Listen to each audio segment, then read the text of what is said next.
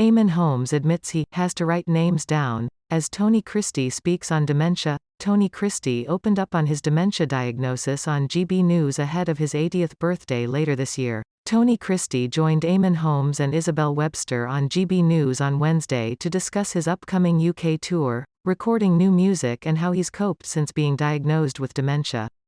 During the interview, Eamonn reflected on an incident where he inadvertently forgot Tony's name years previously. Eamonn asked Tony whether remembering words had become a problem. "I've been recording since 1967, I've done hundreds of songs. You start putting new songs in your show and I'm thinking, I've not sung that song for 50 years. So I use TV screens on stage so I can look down and remind myself of the lyrics." Later, Eamonn reflected, "When you and I first met, which was over 40 years ago, do you remember that I did an interview with you at Ulster Television in Belfast?" Tony confirmed that he did, as Eamonn told Isabel. "I finished the interviewing this great man, and I said to him, 'Tony Bennett, thank you very much indeed.'" He appeared later in the program and Tony had a sign around his neck. Eamonn continued before asking the singer, "Do you remember what it said?" "I've never forgotten that show," an amused Tony replied.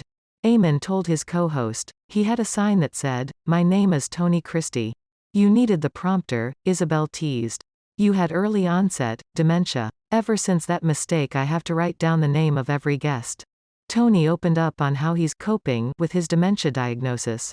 "It's just one of those things I was diagnosed with 2 years ago," he said. "I've been on very strong tablets ever since, which has knocked it down. I'm coping with it. It's not really affecting my life. I don't even think about it. I just carry on with what I do and that's it." Isabel continued. "So many watching and listening to this interview will either be living with it themselves or have loved ones living with it. It's so widespread, we've all been touched in some way by this. We're told that music is a huge help for people who are living with the condition." Isabel pointed out this was handy for the best-selling performer. "Music is one of the cures of dementia, and thank God that's what I do for a living," Tony added.